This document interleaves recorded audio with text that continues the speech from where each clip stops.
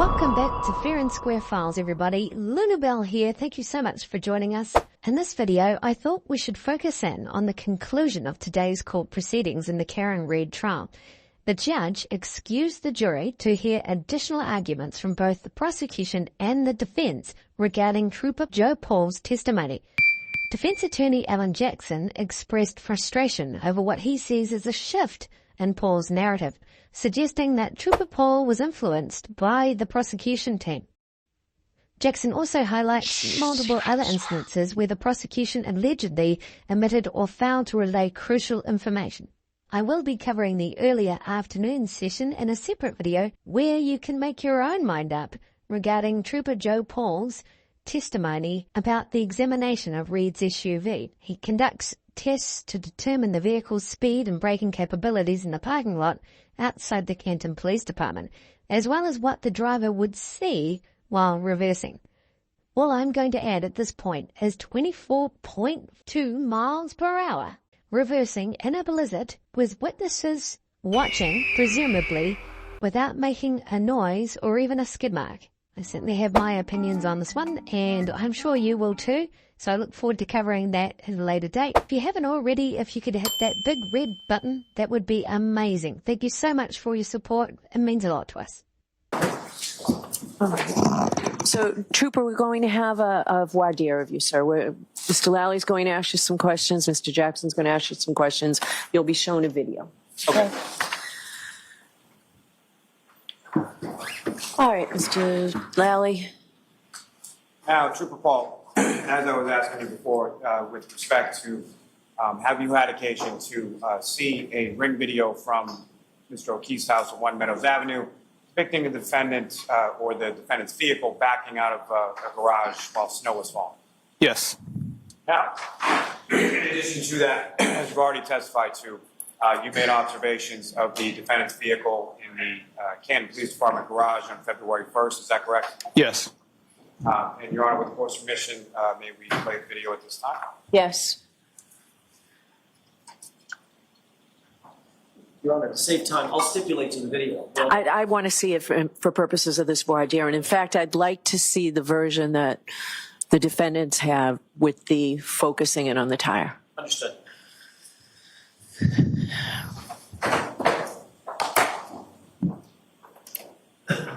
Both. Go ahead, Ms. Gilman. You show yours, and then I'm going to ask the defense. 153.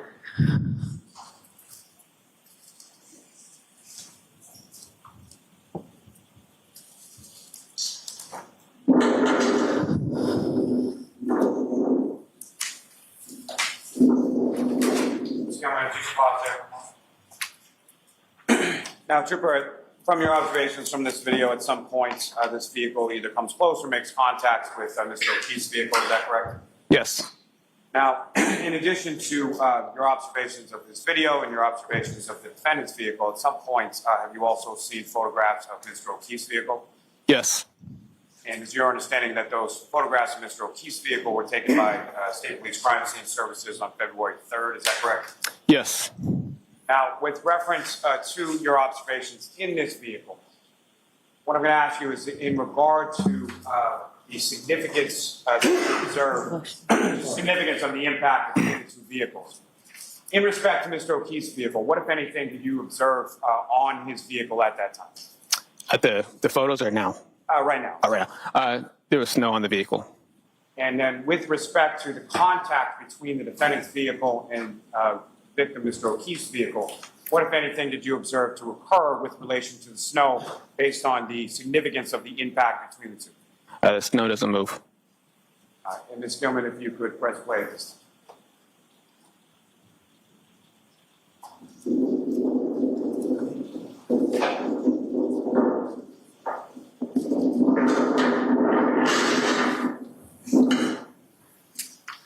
All right.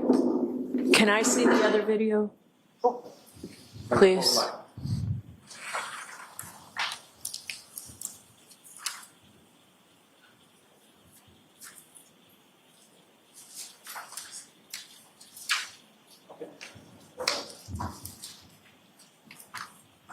Yes, I think it's on, I know it's in evidence, but I think it's on your computer. your hard drive.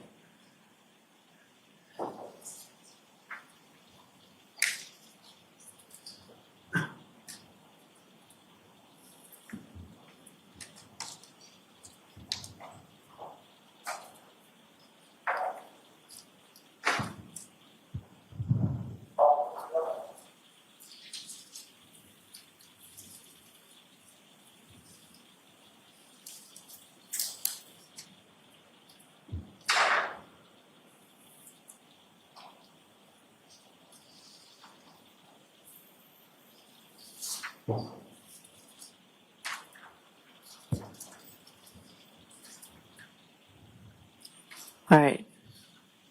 Thank you. Okay, could you turn the lights on, please? Your Honor, if I could, there's just two photographs that I'd like to, for Sure. these purposes. Ms. Gilman, if I could have what's now been marked as Exhibit 549. And before you do that, what is the exhibit we just saw through your IT person? What It's number? the same exhibit. It has not been enhanced in any way. It was just magnified for purposes of this, of showing it. In other words, the magnification is not embedded in the video. It's the Okay. same video. Okay, We just magnified it. okay. We got it. All right, thank you. Go ahead, Mr. Lally.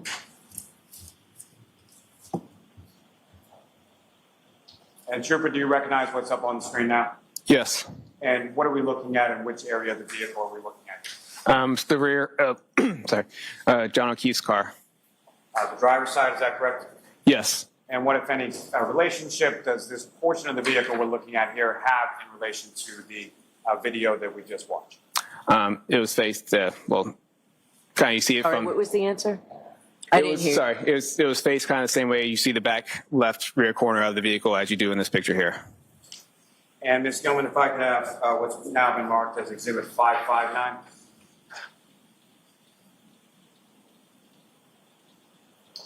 And sir, is this the same driver's side rear of Mr. O'Keefe's vehicle? Yes, it is. Now, as far as your observations of these photographs, what, if any, damage did you observe to Mr. O'Keefe's vehicle in either the last exhibit or this exhibit itself? There was no damage. Now, as far as the impact, let me ask, as far as the damage that you observed to the taillight area of the defendant's vehicle, what, if any, opinion do you have as to the amount of force necessary in order to cause that damage? Objection. We need a foundation on this.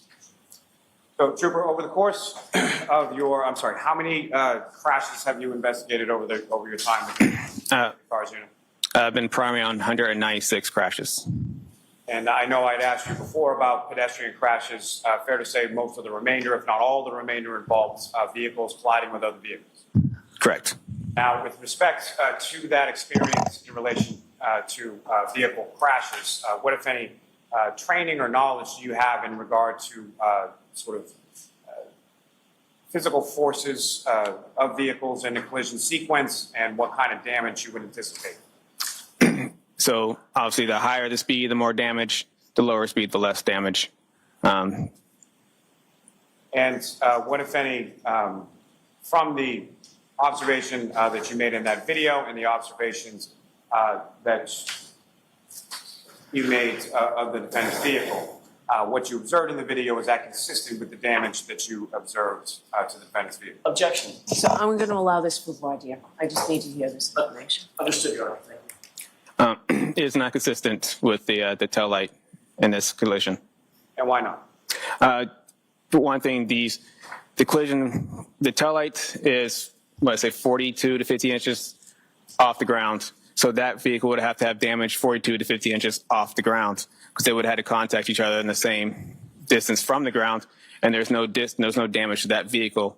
So if the taillight breaks, it should leave some sort of scratching, maybe a dent, something on some sort of damage to that vehicle should have occurred. And with respect to, I think you just answered it. So as far as Mr. O'Keefe's vehicle, what kind of damage would you expect from an impact significant enough to break the plastic on the tail light of the defendant's vehicle? It would be probably a higher speed than what we saw. For purposes of the voir dire, I need to hear all of this, Mr. Jackson. Go ahead. a higher speed than what we probably would saw in there. If it's not, it was minimal, maybe it would crack a tail light or something like that, but it wouldn't. I mean, the damage is different. And also, you know, we have a bumper that's also in the way too. And to that point, Trooper, when it comes to a bumper, from a functional standpoint, what is a bumper and what does it do with respect to a vehicle and a collision sequence? The bumper is, you know, it's basically meant as another cushion to absorb the impact to another vehicle, from one vehicle to another vehicle. And it kind of sticks out to kind of also preserve whatever, you know, the tail lights and everything else and the damage on top of it.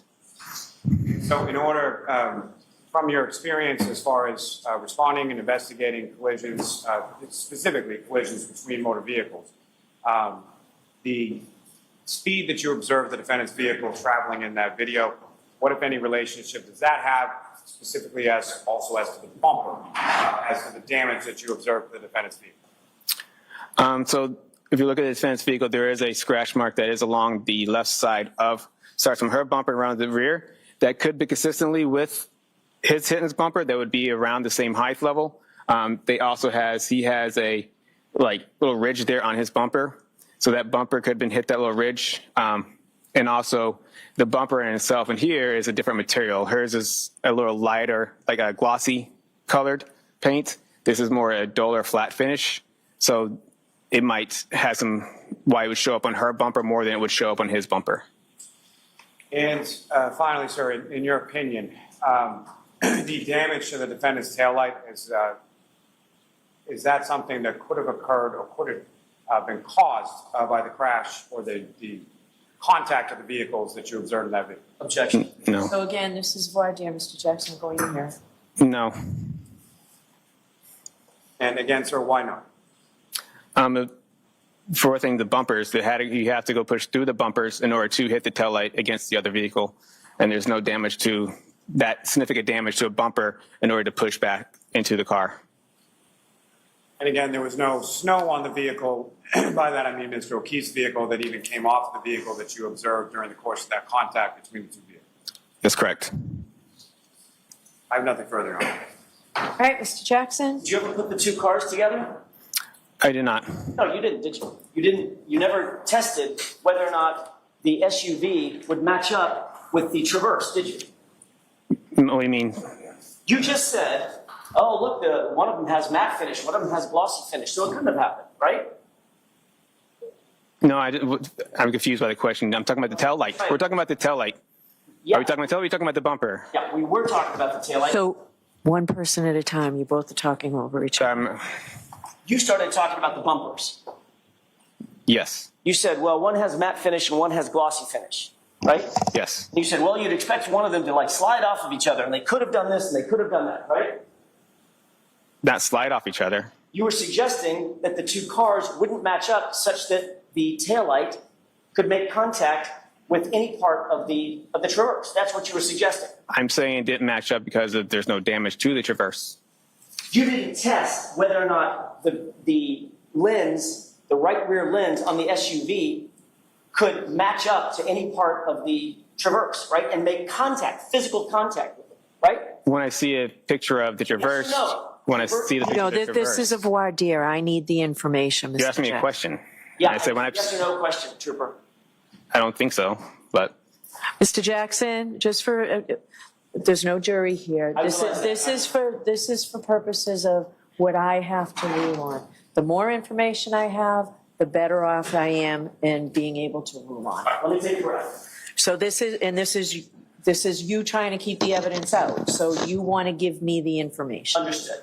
Did you or did you not ever do a test where you backed the Lexus up against the Traverse? we did not. Did you or did you not ever do a test where you put the two cars together and measured them? No. Did you ever measure the taillight of the SUV, the black SUV, against any area on that Traverse? No. Did you ever do any force multiplier tests to determine the forces necessary to crack the SUV's convex taillight? No. Did you ever do any testing to determine whether or not a plastic taillight, under how much pressure a plastic taillight would need to be subjected before it would crack? No. Did you ever do any testing to determine whether or not if a plastic taillight came in contact with a metallic portion of another SUV, whether it would leave any mark? I haven't done any testing. I've seen crashes where headlights have struck other vehicles. That's kind of where the experience comes from. Fair enough. But I'm guessing that those crashes are probably different speeds and higher speeds. Not this, right? I've had multiple crashes at different speeds. So have you ever had yes. a crash where you've investigated, the Massachusetts State Police has been brought in to investigate a crash where the car was going in reverse at about a half a mile an hour? Half a mile an hour? Whatever that was. Are you saying the SUV was Lexus going half a mile per hour? Well, you're the reconstructionist. Give me an estimate of how fast you think that SUV was going at the point of contact with the Traverse.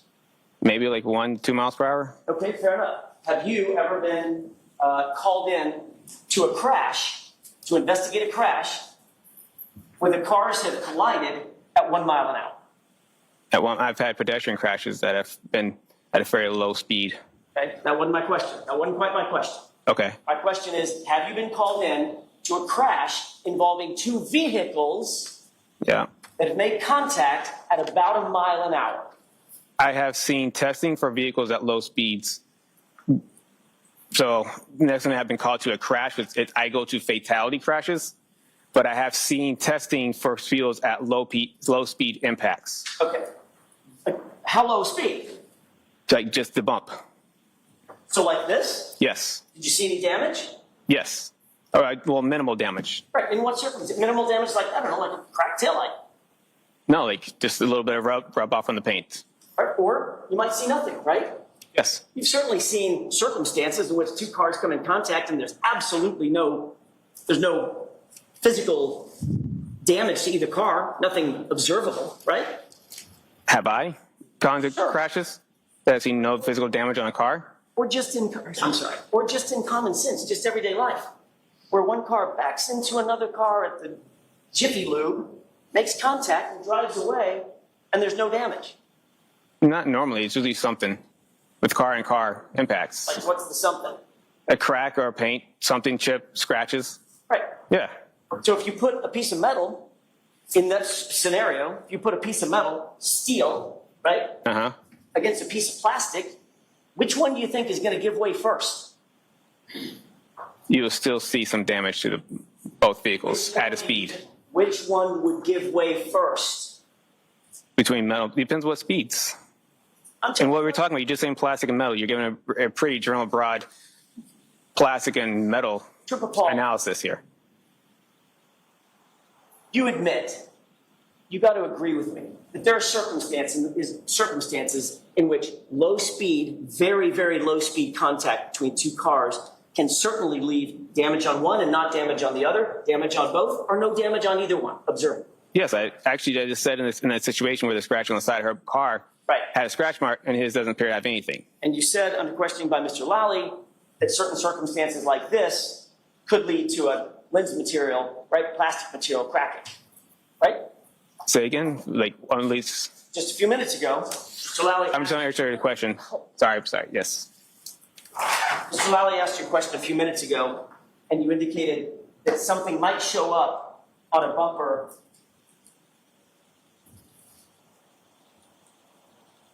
Something might, like a taillight, might actually crack, correct? At a low speed impact. A taillight might crack in a low speed impact? Correct. Yeah, it might crack. Okay, now, Mr. Lally also said you saw this video where the cars come close to or make contact, right? That's how he worded the question. Remember that? Come close. Yep. Which one is it? Did it come close or did it make contact?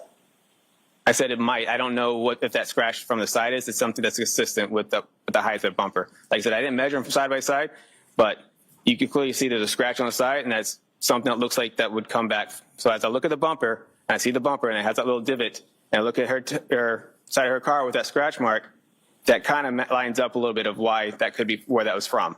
I thought you said there was no damage on that car, on the Traverse. There is no damage, and that's why I went to why there's this two different paint materials there, that why one could have showed up on her car because it's that flat, the glossy paint on there, and it could have scratched on it, while you have something that's a little more rougher texture. It was like a flat, flat color on there that wouldn't leave on there. So you just described the circumstance in which two cars come in contact, you don't see any observable damage on one, and you do on the other.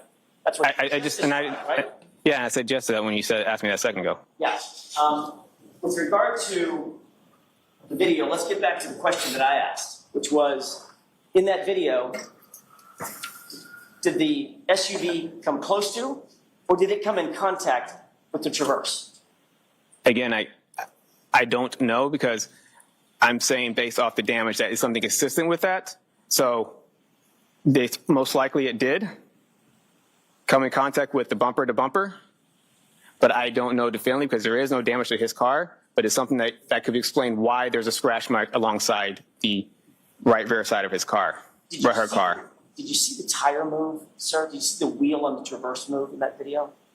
No, I couldn't see the wheel move. I beg your pardon? I didn't see it move.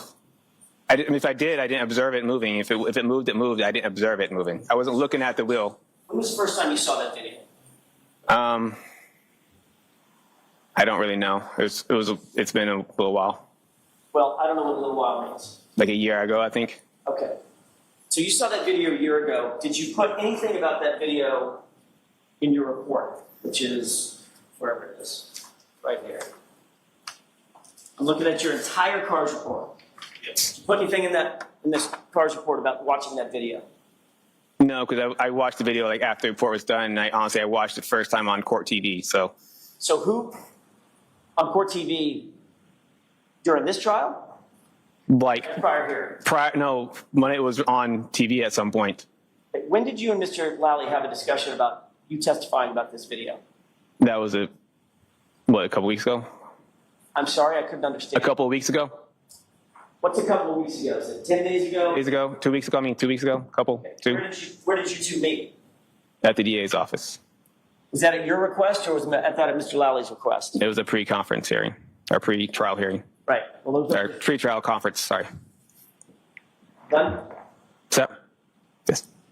We're talking over each other. We're trying not to talk over each other. I'm trying not either. Let's both try hard. Okay. Who set up the meeting? For my pre-trial, Yes. Okay. Paul. Adam Lally. Who was at the meeting? Right, sitting right here, Lieutenant Tolley. Lieutenant Tully, you, Adam Lally, Laura McLaughlin. I'm guessing Ms. Gilman was not there. She was not there, correct? Did Mr. Lally show you this video at that meeting? Yes. Did he tell you that he intended to ask you some questions about this video at that meeting? Yes. Did he ask you whether or not you could render an opinion as to whether or not the impact that you saw, or lack thereof, whatever the case may be, was consistent or inconsistent with damage to the taillight? Yes. Did you tell him that you would give him such opinion if called upon at trial? Yes. Did anybody take any notes? I don't know. Were you taking notes? Yes. Where are those notes, Trooper Paul? I think I just, well, no, it's not on this specifically, but just, make sure I had, my everything checks and balance, and for what I want to talk about, what we're going to talk about. Make sure you had My what? checks and balances, sorry. Checks and balances. Just make sure I'm more on the same page, or what we understand what's going on in the trial. You want to make sure that you're on the same page with Mr. Lally about what's going on in trial. Yes. All right. Did Mr. Lally take notes? I have no idea. You were watching him. I mean, was he writing something down? I wasn't paying attention to his note taking. Ms. McLaughlin was there. Was she taking notes? I don't know. You didn't see her either? I don't know if people were taking notes, writing stuff down, or what they're writing stuff down in relation to our conference. Did you give him an opinion? We've asked whether or not you were asked to give an opinion, and you said, yes, yes, yes, I was. Yep. Did you give an opinion at that meeting about whether or not you believe, in your opinion, the contact between the SUV and the Traverse, the Lexus and the Traverse, could result in the damage to the taillight? Yes. What did you tell him in the meeting? What we talked about already on the stand here. Okay. So what you related to him was exactly what you've relayed in this court. Yes. All right. And he asked you sorry, he told you that he was going to ask, I'm going to ask you to look at the video, correct? Yes. You're going to be asked a series of questions about that video, correct? He told me the video, and he said, okay, this is the video. This is what they think the taillight was broken. And these are the pictures of his car that they take. So they asked my opinion on, do you think that's where a taillight would be broken? And he said, and he told you, you need to make sure that you tell the jurors that couldn't have happened in this impact, right? He didn't tell me I had to make sure jurors, I mean, that's my opinion on, it doesn't appear to happen in that video. Did he tell you that it would be helpful to the prosecution if you said that it would be, I'm sorry, that it was inconsistent with the taillight breaking? Objection. I'm going to allow it. Did he tell you it would be helpful to the case if you said that? No, But you knew it would be, right? I'm just stating what I saw, my professional opinion on what it is. Got it. If it looked like it was consistent, I would say it's consistent. If it wasn't consistent, it's not consistent. I'm not going to. I'm sure that's what you would say. Okay, so comments are not appropriate for the jury. They're also not very good for me, Mr. Jackson. Understood, Your Honor. Did you formalize your new opinion? Because this is a new opinion, right? You've never been asked this opinion before. Yes. Did you formalize this new opinion in any kind of a report or memorialize it in any way? No. Did Mr. Lally ask you to create a report of some sort that you can turn over to the defense so that we would know that you have a new opinion that you're going to testify about? No. Did you save those notes that you took about making sure that you were on the same page as Mr. Lally? Yeah, I saved mine. Where are they? They're my report. They're in your report? Yeah, as I was writing a report, I just kind of highlighted the stuff that I want to make sure I memorize and remember my report.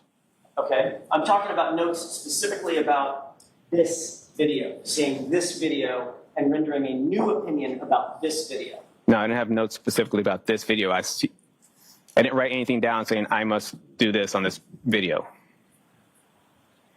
Did you write anything down about the new opinion that you had come up with related to this video? No, I did not. I'm just moving on. Yep. And your opinion, ultimately, that you imparted to Mr. Lally in that meeting was that the car did not move and the snow did not move, correct? Correct. I think that's all I have. All right. Did you want to follow up at all, Mr. Lally? No, thank you, Your Honor. All right. So, Trooper, you are all set for today. We will see you Monday morning. Thank you.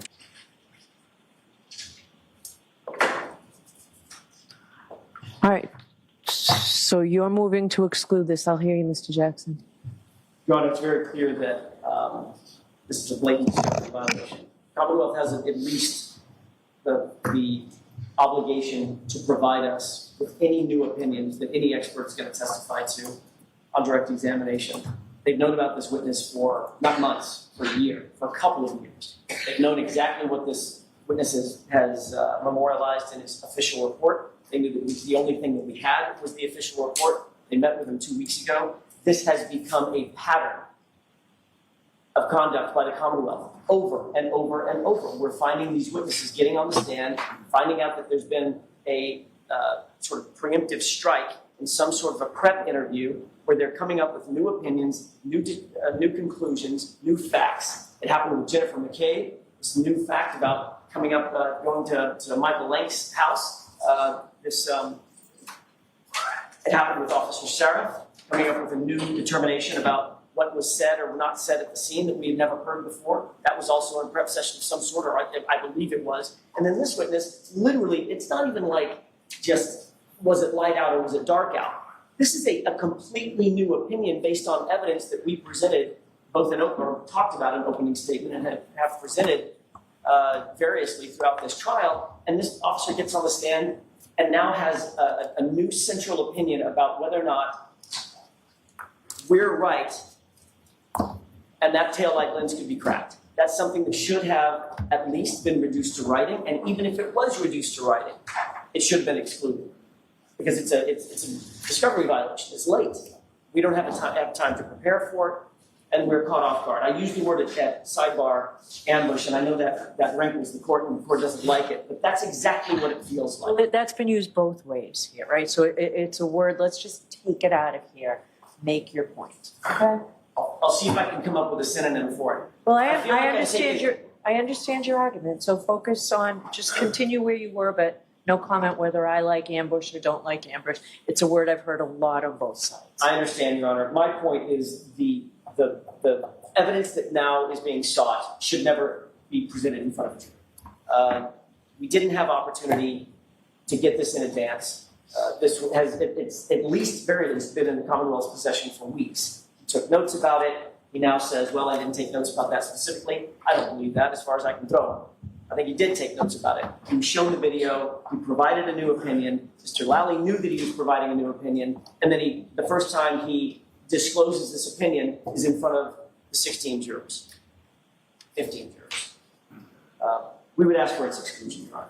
And I'll submit. All right, Mr. Lally. Yes, Your Honor. As far as the pattern, especially coming from counsel, I simply find it laughable.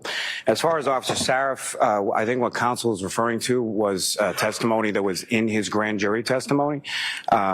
He was crossed about whether or not it was in his report, but it was in his grand jury testimony. As far as Ms. McCabe is concerned, that was regarding reciprocal discovery that was given to the Commonwealth weeks into trial by the defendant. It was then shown to a witness, which is perfectly permissible. Counsel asked a question of Ms. McCabe on cross, and she was aware of the material based on the late disclosure of reciprocal discovery. So there's no violation there. As it relates to and why I say laughable, Your Honor, is that I am still... I don't like hearing you say laughable. Just understood. Stick to what the arguments are. And with respect to this witness... Hold on. Quit the finger pointing, name calling, things like that, please. Yes. I know it's been a long week. It's been a particularly long day. But just focus on what you want to argue to me.